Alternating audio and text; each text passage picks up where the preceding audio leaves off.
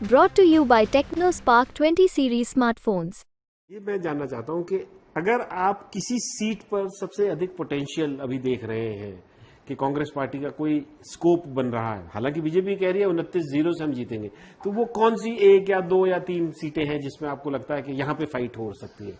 देखिए, अगर कुछ होगा, पहली 2 सीटें अगर हम कहें तो वो राजगढ़ और छिंदवाड़ा है। तो फिर वही 77 साल और 75 साल के वही आप वही समझिए, युवा लीडरशिप का क्या मतलब हुआ? अब युवा लीडरशिप का मतलब यही तो मैं कह रहा हूं कि आप ये देखिए कि आपने ग्वालियर का, मुरैना का, उनके कैंडिडेट कब के घोषित हो और आप नहीं कर पाए।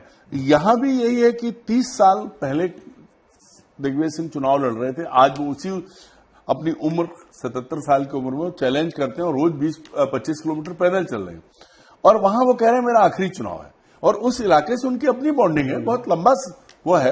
ये अलग बात है कि बहुत सारे लोग कांग्रेस के आज भी चाहते हैं, जैसे पिछले चुनाव में उन्होंने भोपाल में हराया था उसी तरह से, और कांग्रेसी ज्यादा कह रहे हैं, बीजेपी वाले कम कह रहे हैं कि दिग्विजय। लेकिन मुझे ऐसा लगता है, जितना मैं उस एरिया को जानता हूं और दिग्विजय को जानता हूं, दिग्विजय को आप खारिज नहीं कर सकते।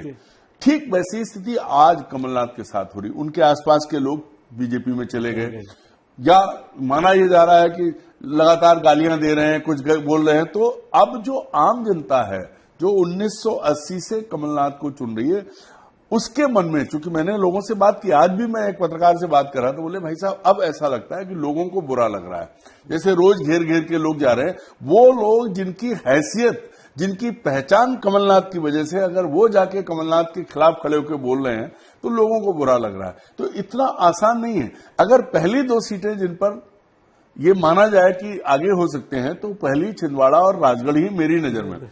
इसके अलावा सतना, मंडला, ये 2 सीटें वो हैं। आप धार में भी ऐसी स्थिति है और होशंगाबाद भी ब्लैक हॉर्स है।